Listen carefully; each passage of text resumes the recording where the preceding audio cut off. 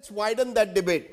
What will it take for India to double our medal tally at the very least in the next 3 years? Joined by Mustafa Ghaus, CEO JSW Sports. Remember, they backed Neeraj Chopra right through, deserve a huge round of applause. Adil Sumariwala, former 100 meters champion of India, but importantly, president of the Athletics Federation of India. He's got much to also smile about. He was there at that function just now for Neeraj and Sharda Ugra, leading sports journalists. You can smile, Sharda. There's not often much to smile in the world outside cricket, and particularly in the times in which we live. Let's come to all of you. First to you, Adil. For you, big moment, athletics, a dream come true. Did you ever believe, honest answer, that an Indian would win the javelin by the margin that he did? Absolutely. We were confident he would get a medal. Nobody knew what medal you can get. Nobody knows what medal you can get, because the medal you get depends on what the others throw. We knew Neeraj is a very, very consistent thrower. He will throw anything between 87 and 90 meters. There was Vetter who came there with 97 meters. There were others who had 93 meters. So on that particular day, whoever threw better would win, but we were always confident that Neeraj would get us a medal. What was your first reaction though, Adil, when you saw that javelin go through the air? What was the first thing you thought of, Adil? So it was the first throw, and when he threw 87 meters, I said, okay, we are in there for a medal. After the first three throws, I said, we have a chance for a gold. And then I was like literally shaking every time somebody threw the javelin very close to 87 meters. And finally, nobody managed to cross his mark. You know, it was just remarkable. Mustafa, you and JSW deserve a huge round of applause. You know, let's be clear. If he hadn't got the kind of support that he did, he wouldn't be where he is. How much of a difference do you think private foundations like yours now make to take Indian sports to the next level? I think, Rajdeep, it's been a very collective effort. We've been working very closely with the AFI team and the TOPS program on everyone's schedules, including Neeraj's. And I think we saw a massive shift, I think, after 2016, after the Rio Olympics, where there was a very clear mandate that we have to work together if we want to see some changes in India's performance. And I think this is an outcome of that. Yes, we are very far off from where we should be as a nation and the type of talent that we do have. But I do believe that Neeraj's performance, like you mentioned, Aditi Ashok, the hockey team, Ravi Daya coming out and silver medaling in wrestling. I think these are performances that are going to just help us in the Paris Games, which is not very far away. 3 years is not a long time. You know, that's the advantage. Only 3 years, so we can build on the momentum in these 3 years. But Sharda, before I come to you, we've got another of our stars joining us. So I've just got to stop you because Aditi Ashok is joining me. And wonderful to have you, Aditi. I can tell you, I got up at 5 a.m. that day to watch golf. The only time I otherwise stay late in the night to watch golf is when there's the US Masters. But fantastic. You've become a star. Thank you. And what you've done for the sport is remarkable. I just want to, take us through, take our audiences through that roller coaster of emotions that you went through while just missing out. You're a true hero. What was that day like? It started out good. I think I was playing good all 4 days. So even the final day, I was pretty calm. I wasn't really overawed or excited about it. I was playing good the final day despite not having my best off the tee. But eventually, I think when I missed the final putt and then after I was walking to scoring, that's when it hit me that I was right there and I couldn't get it done, because you go to the Olympics and they're going to give out 3 medals, and to finish 4th was kind of sucked. So I was disappointed, but I was happy for all the support I got and the fact that so many Indians tuned in early, especially, and the support on social media where Prime Minister tweeted and, so many people who wouldn't normally even see golf tweeted. So that was really amazing to see. I have to ask you, where did you get that putter going? I mean, you didn't miss a single putt, barring that one possibly on the 17th on the last day. You were just terrific. What was it? There was something, it seemed the force was with you and, something very, very special. Yeah, I think putting is mental and not really physical, and the putter doesn't really care if you hit it short or long, and that was the first part of the game that I learned, so that's always intrigued me. And yeah, it's still today, it's my favorite part of golf. And I think also when you hit it as short as I do, it kind of becomes a necessity to putt good, but yeah. No, it was fantastic. Sharda, we are talking to a golfer who's come fourth. Remarkable in a very competitive sport. We've seen a javelin thrower, Sharda, who's won us gold, defeating the mighty Scandinavians and the East Europeans at their sport. This seems to be, Sharda, India's coming of age moment in the Olympics, or am I sort of getting ahead of myself, Sharda Ogra? It's a little bit, Rajdeep. First of all, Aditi, congratulations. You are on another channel with me, and I didn't say congrats. So congrats. Terrific performance. Thank you. We've been following your career for the last 4-5 years. The office where I work, ESPN, used to work. No, Rajdeep, what you're saying is that, the same thing happened in 2012 after the London Olympics, that this is our coming of age, we've got these many medals, and then it sort of went back into, we ended up with 2 in Rio. What Mustafa is saying about the fact that all the stakeholders are working together, particularly, say, with the government and the TOPS program, and how they channel the money into various elite athletes and how it goes, that is a sign, hopefully. And the most interesting part is that for the first time, we've got medals in so many sports, in a diverse array of sports. We won 2 medals on 2 days in a row, which is unprecedented, has not happened. Unprecedented and historic are overused words these days, but it hasn't happened before at the Olympics for India. So I think there is a chance, but the point is it has to be broad-based, certainly in some ways. Since Adil is here, I think in athletics, we need to see more stars coming through. You need to have them consistently, not sort of held back and said, please compete in our events, please come to camp. There needs to be a certain rethinking of that. We had a 4x400 meter team that beat the Asian record, that set a new Asian record. I want to know what's going to happen to them going into the next 3 years. So I think a certain continuity is needed. I think, I don't think we fielded our best team in the mixed 4x400 mixed relay. I mean, I could be wrong. Adil can correct me for sure. So, there are all these kind of sort of gaps. And I think maybe Mustafa will understand what I'm talking about. But there is a lot of federation kind of, we don't know what's going on. In rowing, why do we keep having new rowers at every Olympics? We had Dattu Bokanal, who had a great performance in Rio, and he now has had a fight with somebody, so he's not there, and 2 other guys have come, and they've done well, but who knows if they say something that the officials don't like or the administrators don't like, they'll be chucked out and somebody else will come. So that has to change. Until that changes, until the athletes are not the center of every federation's interest and their energies and their, and their resolve, we'll be at this level that you'll have once in a generation athletes like Neeraj Chopra come and just bust everything out of, so blow everything out of the water. So it's still the exception, not the rule, despite the system, Absolutely. not because of the system. Am I right, Adil Sumariwala? Or am I being again cynical, skeptical? Because let's be honest, Neeraj is a once-in-a-lifetime sports person, what he's achieved. Is there a system in place to see that by the time Paris comes, in 3 years' time, we will be in a position, at least in certain key sports, to double our numbers? So, Rajdeep, let me make 4 points. The first point is I want to make a correction on the coach, which Mahesh said. He got a coach who's thrown 100 meters. No, that's not his coach. His coach is a biomechanics specialist from Germany called Dr. Klaus, who is been his coach for the last 2 years. No, did Uwe Horn work with him? For about 6 months. Yeah, okay, he did. And but he left him because he didn't find him good enough. And we got Dr. Klaus for him. Okay. So let's put that straight first of all.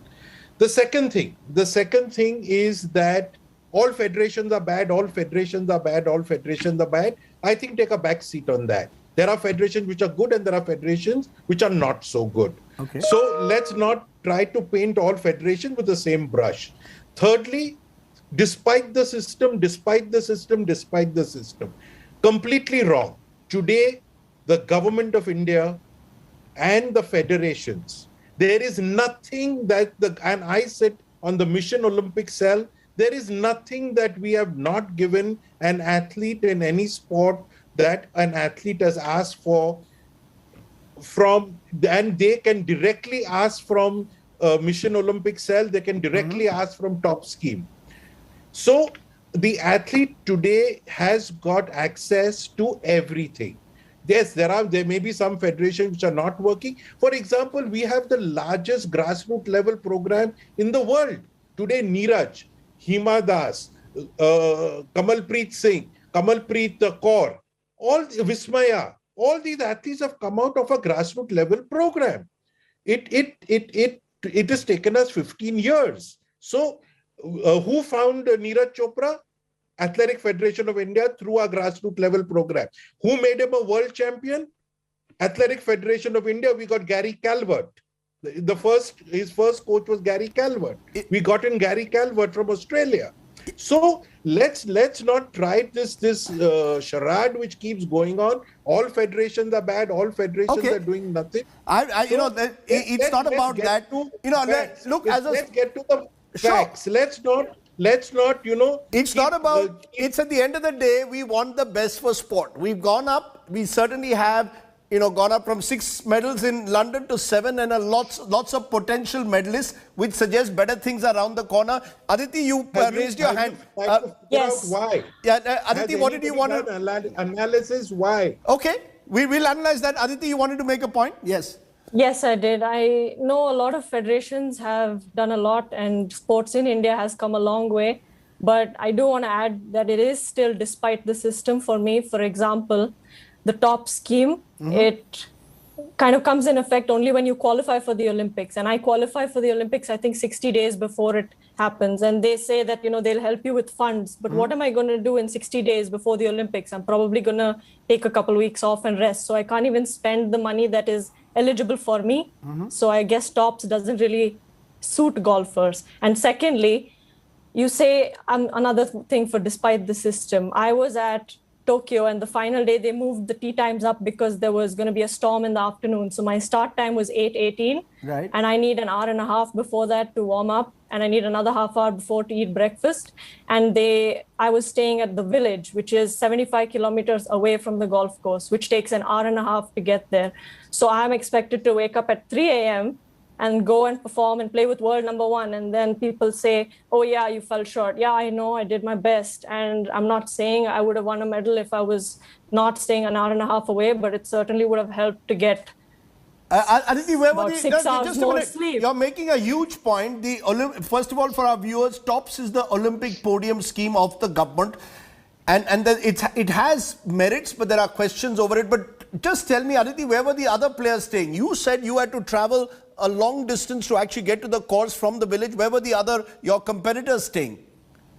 A lot of them were staying at the IOC approved hotels, which were within anywhere from 2 minutes to about 30 minutes to the golf course. And I think there were a couple golfers still staying at the village, but I know the top 3 medalists weren't at the village, and I was, I guess, the best golfer who was staying at the village doing the 1.5 hour drive every morning and evening. That's huge, and this is precisely it, isn't it, somewhere, Mustafa? That while, Aditi is making great points. You have this scheme for elite athletes, but they've got to qualify for the Olympics. And if in certain sports that qualification process goes till the very end, they don't have enough time. Let's be honest, Neeraj Chopra was able to go and travel to play events in the month of May and June, critical, because you guys sponsored him. Sorry. No, I think Rajiv, Aditi paid for it. Not true. Government of India paid for it. Government of India paid for his trip. Okay, Government of India paid. But yes, Mustafa. Yeah, so I guess first I'd like to address Aditi's point. Yes, it is really unfortunate that her funding came into play only a couple of months before the actual event, and that is definitely something that the administration at TOPS would need to look at when Olympic hopefuls have to be supported. There's a saying that you tend to win in Olympics a year before the actual Olympics, and that's when you know which direction you're headed. So I think that is definitely something that we need to look into. Yeah, the smallest of details make a difference. Whether you get that extra 20 minutes of sleep, you get to eat breakfast at the time you want. Those are all very, very critical in mental makeup, especially when you're competing for an Olympic medal. So we definitely have to look at the smaller details. Some sports are much more well planned out. I totally agree with Adil that there are federations that are much more well-oiled and much more up to speed with what is needed for athletes. And there are some that are still way back, and those are the ones that really need to get a wake-up call. And then that doesn't necessarily mean that it is linked to performance. At the end of the day, it's just the effort that is going in to look after the needs of the athletes. I do also totally agree that since the Rio Games, the amount of support and funding that is coming in to athletes has been way more than we have ever seen in India, which is why you have so many more medal contenders.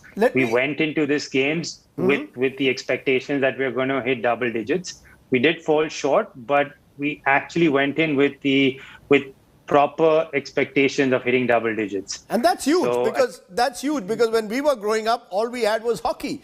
And, that's why watching Aditi, watching Sindhu, watching these, watching, of course, Neeraj was magnificent. Therefore, Sharda, is the glass half full or half empty? A quick answer. Are we to look at... go ahead. I'll always say half full because I'm your generation, Rajdeep. We know where we come from. But I think You're the much younger generation... Not very much. So the younger generation of people, I think they see more, they carry very less baggage. We carry a lot of hockey baggage. I think we should just let go of, and because it is a new game being played by a new team in a new way. So I see it as a glass half full for sure. But I think as journalists, we just need to be a little bit more diligent and make others' life a little bit more difficult by complaining and whining and calling people out all the time, because that is what our job is. That is what we do. So half full one way, but when it comes to federations, always half empty. In conclusion, you can always give credit where it's due. No, we will give you. We've given you credit. This is a great moment, Adil. All we are saying is we need to do much better. The one that I looked at was Brazil. Brazil is a country which has won about 21 medals. I don't see any reason why we can't match the Brazilians if we focused on a few key sports and build. I see Mustafa not convinced that when I say Brazil, Mustafa, 21 medals not possible. Brazil is a very advanced sporting nation. We're talking about some of the best teams in the world. Sure, but if we focused on 5 or 6 sports with lots of medals, like wrestling, like shooting, we'd do very well. Athletics? Yeah, we should. Yes, athletics, swimming. These are sports that have many medals to win. Sure. And yes, we have to focus and work hard in these directions. Okay, Rajdeep, just very quickly, there was, for the first time, the Indian swimmers made the A cut. That is the Olympic qualifying cut. I want to know how many swimming championships are held in India for juniors, under 19s, under 16s. How many? What is our swimming season like? Okay, there's COVID going on, fine. It's an unusual situation. But normally, what is our season like?